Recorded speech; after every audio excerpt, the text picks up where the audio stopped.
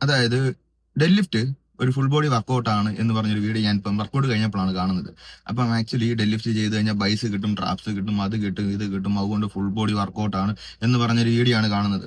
അപ്പം നമ്മളൊരു കാര്യം മനസ്സിലാക്കുക, ഡെഡ് ലിഫ്റ്റ് ചെയ്യുമ്പോൾ നമുക്ക് ബാർ കടിച്ചു പിടിക്കാൻ പറ്റത്തില്ല, കൈകൊണ്ട് തന്നെ പിടിക്കണം.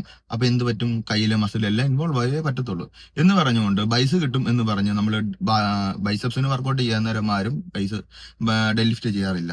നീ ഇപ്പൊ ട്രാപ്സ് കിട്ടും എന്ന് പറഞ്ഞുകൊണ്ട് ട്രാപ്സ് ചെയ്യുമ്പോൾ ആരും ഡെഡ് ലിഫ്റ്റ് ചെയ്യാറില്ല. അതുകൊണ്ട് ഇത് നമ്മളൊരു വർക്കൗട്ട് ചെയ്യുമ്പം ഏത് മസിലാണ് ടാർഗറ്റ് ചെയ്യുന്നതെന്ന് മനസ്സിലാക്കി ചെയ്യുക. ഇല്ലെങ്കിൽ ഇതുപോലുള്ള പല മണ്ടന്മാരും പലതും വന്ന് പറയുമ്പോൾ നമ്മൾ അത് കേട്ടിട്ട് നമുക്ക് ഇഷ്ടപ്പെട്ട വർക്കൗട്ടുകൾ ഒഴിവാക്കേണ്ടി വരും. പല വർക്കൗട്ടുകളും ഇതിങ്ങനെയാണ്, കൊള്ളത്തില്ല എന്ന് പറയുമ്പോഴേക്കും പല ആൾക്കാരും ചോദിക്കുന്നുണ്ട്, അയ്യോ ഞാൻ ഇത്ര നാൾ ചെയ്യുന്നതാണ്, ഇത് കൊള്ളത്തില്ലേ? നിങ്ങളൊരു വർക്കൗട്ട് ചെയ്യുമ്പോൾ മനസ്സിലാക്കി ചെയ്യുക. പിന്നെ അതുപോലെ തന്നെ ഡെഡ് ലിഫ്റ്റ് ചെയ്യുമ്പോഴേക്കും ഹൈ പ്രസ്റ്റന്റ് ആയിട്ട് ചെയ്യുന്ന ആൾക്കാരുണ്ട്.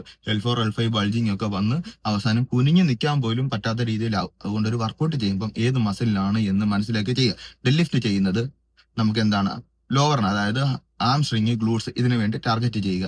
നമുക്ക് ലോവർ ബാക്കിന് വേറെ എക്സസൈസ് ഉണ്ട്, ട്രാപ്സിന് വേറെ എക്സസൈസ് ഉണ്ട്, നമ്മുടെ അപ്പർ ബാക്കിന് വേറെ എക്സസൈസ് നല്ലതുണ്ട്, ബൈസെപ്സിനുണ്ട്. മനസ്സിലായില്ല? അതുകൊണ്ട് ഒരു വർക്കൗട്ട് ചെയ്യുമ്പോൾ അത് മനസ്സിലാക്കി ചെയ്യുക.